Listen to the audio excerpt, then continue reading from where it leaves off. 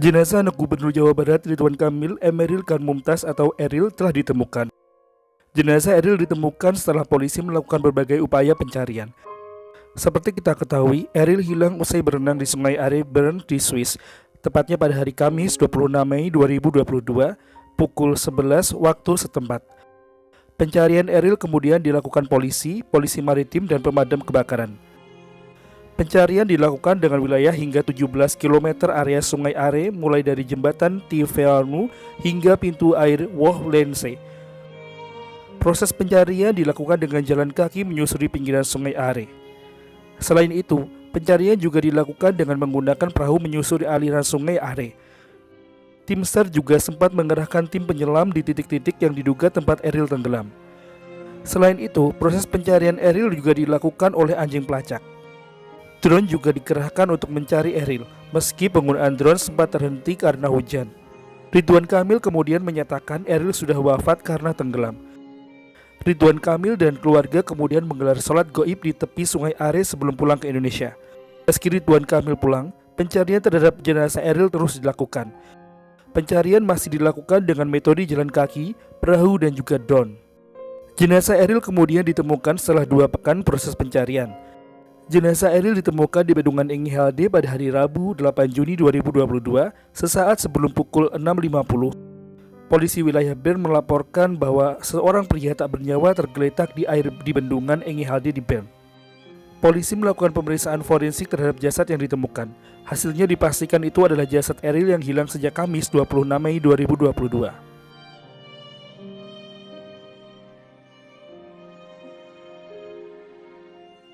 Tangis paling mengerikan adalah tangis tak bersuara seorang ayah. Tangannya menyentuh permukaan sungai yang dingin itu. Di dalam hati mungkin dia berteriak. Semoga sentuhan barusan merambat sampai ke anaknya yang entah berada di mana sekarang. Semoga sentuhan itu memberi pesan kepada anaknya. Ia mencoba melihat-lihat ke dasar sungai. Namun yang terlihat malah hal yang lain. Bayangan ketika saat ia menggendong sang putra pertama kali. Saat hari pertama ia mengantarkannya ke sekolah, juga saat bersorak bangga ketika anaknya lulus. Masih ia percik-percikan permukaan sungai itu. Mungkin jika boleh bertanya, ia akan bertanya, "Di mana anakku sungai? Tenggelamkah? Di ujung sana menanti kedinginankah? Sudah menempikah? Terduduk di rumah seseorang sambil pengobatan cederakah? Sungai, tolong beritahu aku." Pria bertopi bundar itu runtuh. Setiap hari, jutaan ayah, jutaan orang, jutaan anak juga khawatir dan ikut berdoa diam-diam untuk mereka. Barangkali kalau boleh ikut terjun ke sana, akan ada banyak ayah yang siap ikut terjun membantu. Hai sungai yang dingin, tak cukup hangatkah doa-doa yang kami kirim? Yang tiap membuka gawai entah bagaimana secara insting terus mencari berita tentang Eril. Tidak mengenal Eril, tidak terlalu sering mengikuti Kang Emil. Namun beberapa hari belakangan, ada banyak orang yang secara tulus berdoa agar ia segera ditemukan. Tidak cukup hangatkah itu, wahai sungai?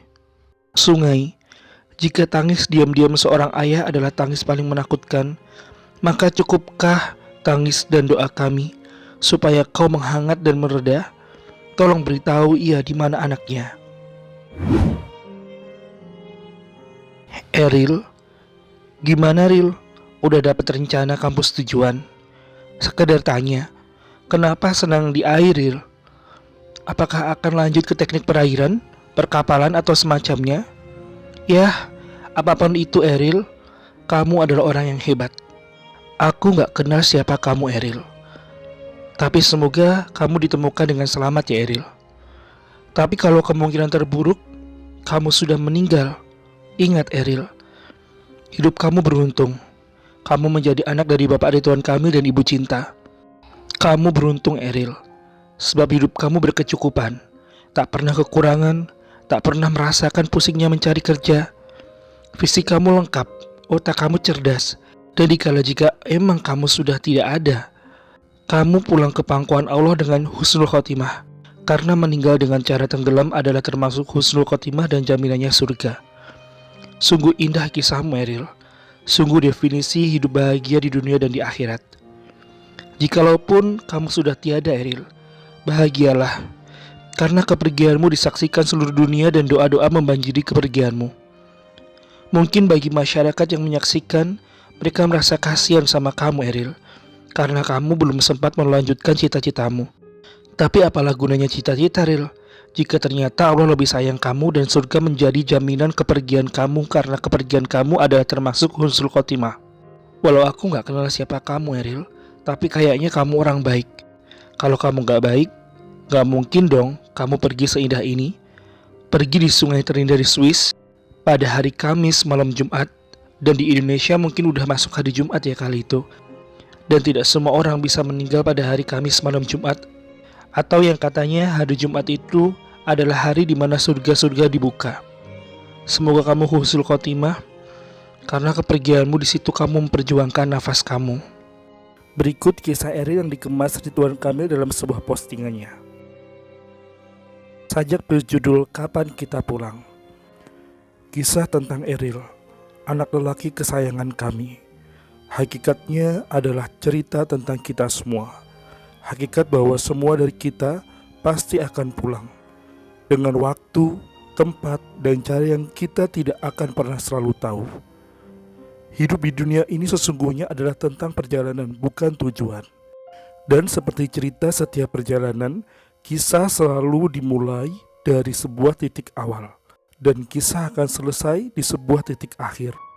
Dan untuk setiap yang datang pasti akan ada saatnya untuk kembali pulang.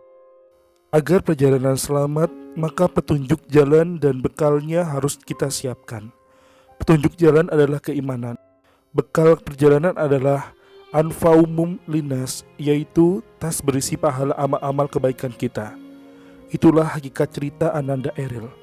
Kami sekeluarga sudah mengikhlaskan bahwa sesungguhnya ia sudah selesai dengan perjalanannya. Paripurna hidupnya dengan segala amalannya. Ia berpulang kepada pemilik sesungguhnya sesuai jadwalnya. Jadwal yang sudah tertulis di kitab takdir Allah, yaitu di Lauhul Mahfud. Seandainya kami bisa bertukar tempat, seandainya, pastilah itu yang setiap orang tua akan lakukan. Namun logika manusia tidak sama dengan ketetapan takdir. Dan jika terdengar cucuran tangis ibunya setiap malam dan raungan tak bersuara ayahnya, itu semata karena hati kami hancur berkeping-keping. Saat ini kami sedang menggapai tali keimanan dan keikhlasan agar bisa memandu kami beradaptasi terhadap takdir ini. Kami meyakini sesungguhnya ada dua cara menilai panjang pendeknya umur manusia. Yang pertama, menilai dengan panjangnya umur biologis yang dihitung dengan bulan atau tahun. Itu kebiasaan kita.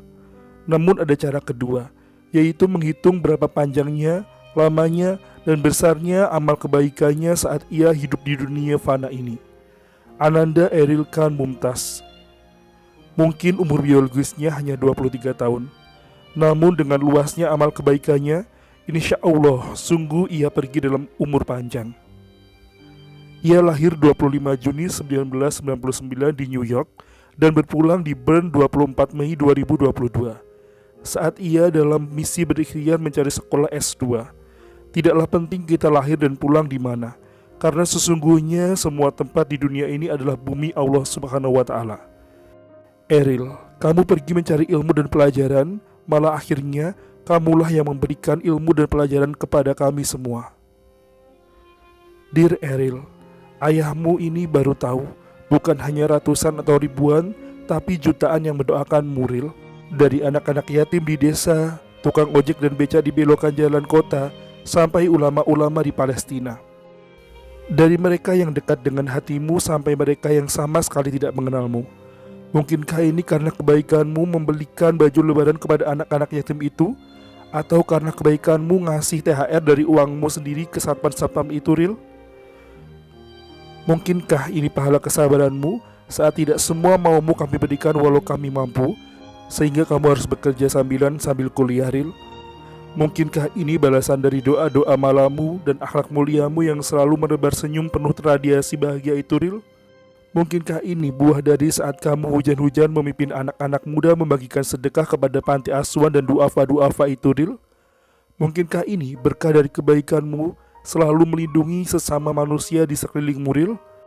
Bahkan di saat kejadian itu, Kamu selamatkan ibumu dengan melarangnya masuk ke sungai dan kamu merelakan pelampung itu untuk adikmu. Kamu sejatinya adalah pahlawan. Sungguh, kamu diam-diam ternyata sudah menyiapkan bekal untuk perjalanan pulang itu, Ril. Masya Allah. Dan tenanglah, dimanapun kamu berada, Ril, sesungguhnya ridho Allah akan menyertaimu sekarang. Karena kami kedua orang tuamu sudah ikhlas dan ridho melepas kepulanganmu. Walau suatu saat nanti kami ingin berseru Allahu Akbar, jika suatu hari Allah izinkan pertemukan kami dengan jasadmu. Jika ada dosa dari kami selama ini, kami mohon maaf kepadamu atas segala kekurangan kami. Demikian sebaliknya, apapun itu, agar kamu tenang bersamanya. Teriring doa kami di setiap helaan nafas dan tetes air mata ini untukmu, anakku. Sungai Are akan terang benderang, karena jutaan doa-doa ini akan menjadi cahaya yang menerangi ketenangan tempatmu sekarang, Ril. Sampai kita berjumpa lagi saat kamu bukakan pintu gerbang itu. Jadi kapan kita pulang? Kita tidak akan pernah tahu. Namun, jika panggilan pulang itu datang, pastikan bekal itu cukup.